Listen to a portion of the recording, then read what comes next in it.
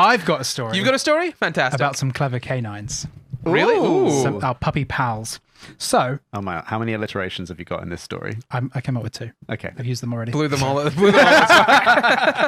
Turns out, dogs are born. Yes. with No way. Yeah, dogs Amazing. are born. I thought they just poofed into existence. I thought they hatched I'm from not even a eggs. sentence into my story. Sorry. Puppies are born with the innate ability to understand human communication. What? Oh, this makes sense. Yeah, on some level. Yeah. Absolutely. No, yeah, we bred them for that. That adds up. Well, yeah, that's the end of my story. Okay, good. But it turns out it's more genetic than we originally thought it was. 2-month-old puppies can recognize pointing and any pointing related social cues. It takes quite a lot of processing power to understand, like, to create an extension from a point and understand the direction. I thought that dogs couldn't understand that because I point to things with my dog all the time, and she literally just doesn't have a clue. Maybe your dog just doesn't like you. Maybe it's a dumb dog. True. Yeah. She doesn't like my recommendations. Yeah. Look over there. No. No. You've seen led this me film? astray before. I'm not. Emily Bray at the University of Arizona has done an experiment with her colleagues regarding puppies and pointing. I thought you meant all of her colleagues were dogs. Some of our colleagues are dogs, technically. Yes, to be fair, she's the only named colleague, so could be the only human. Bray has said, although individual relationships with people might influence this social communication behavior, at least 40% of this ability comes from genetics alone. She did an experiment where they took 375 eight-week-old golden retrievers and Labradors. These were all puppies that were bred to be service dogs. They did 3 tests. The first test involved 3 cups, 2 were empty. One of them had hidden food inside. Now, when the researchers pointed to the cup with the food in, the dogs successfully found the food 70% of the time. Ooh. Greater than random chance. As opposed to the control group, who could only get it just above just random chance. Right, so it's not like sniffing. So, yeah, it's not smelling or anything. So they controlled for being able to sniff out the food.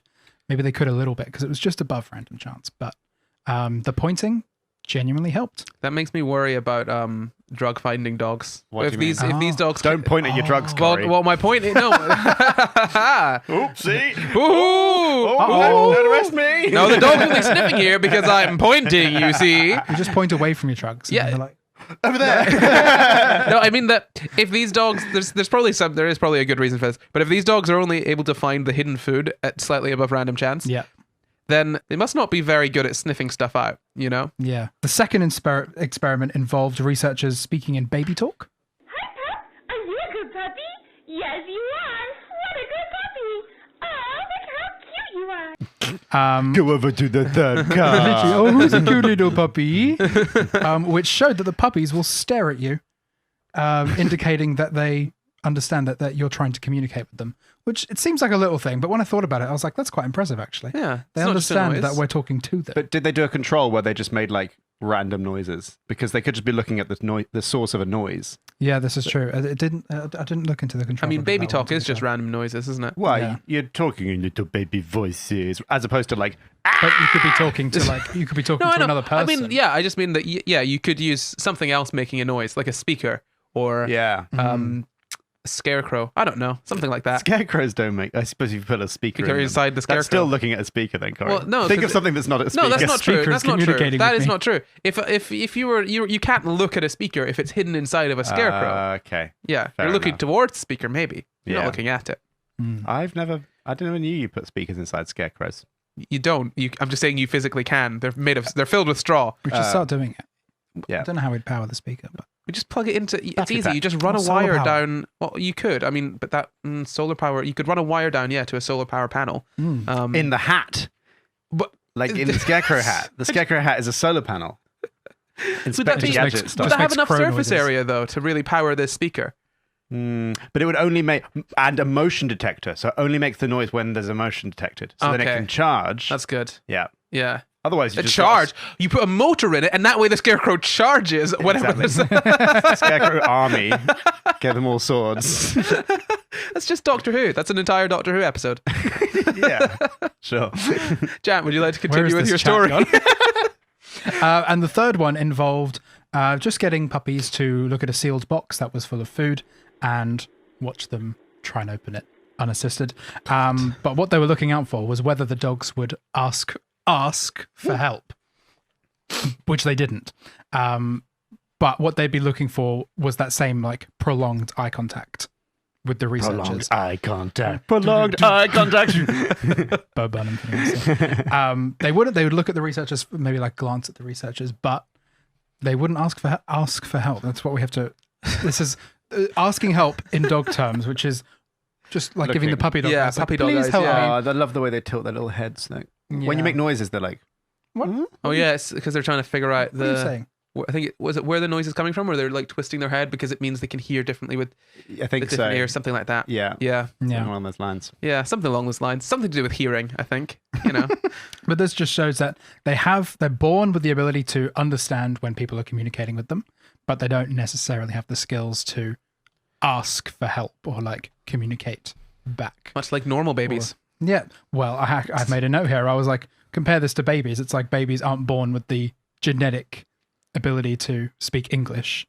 I think in the womb, babies pick up some kind of language. So that when They a baby is start born, practicing. their baby babble after a while is tailored to the language that they're learning. And babies innately have the ability to produce all of the sounds that all humans can make.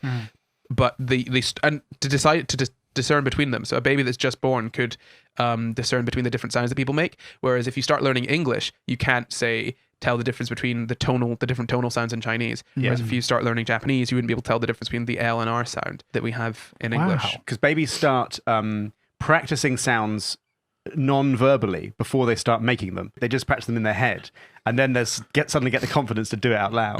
Because they know so little, they're learning all the time. Yeah, that face. This. Constantly surprised by the world. That's how I still look. Especially with this podcast. Bray concluded that over the course of I can't say this word, domestication from wolf to dog, there's been a clear selection of these social skills. It's something that's ingrained in them, and it emerges at a really young age, even before they've had much experience with humans.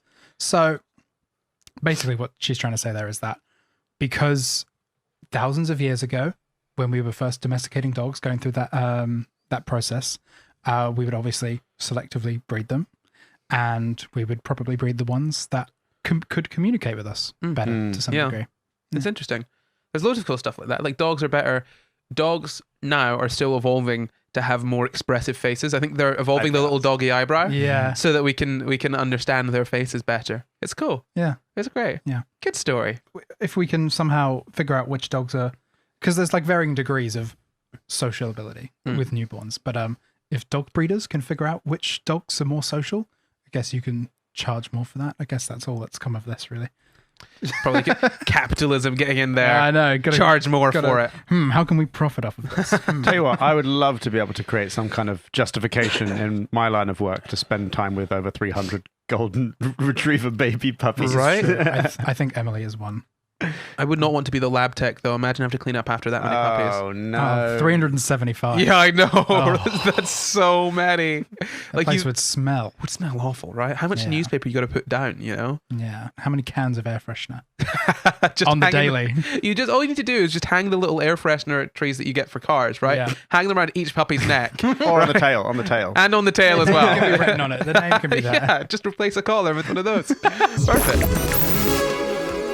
If you enjoyed that clip, head over to patreon.com/SCI Guys where you can find the full show. Or you can stay here and catch up on old SCI Guys episodes. Or you can follow us on Twitter, Instagram and Facebook at SCI Guys Pod to find out when we're doing more live shows.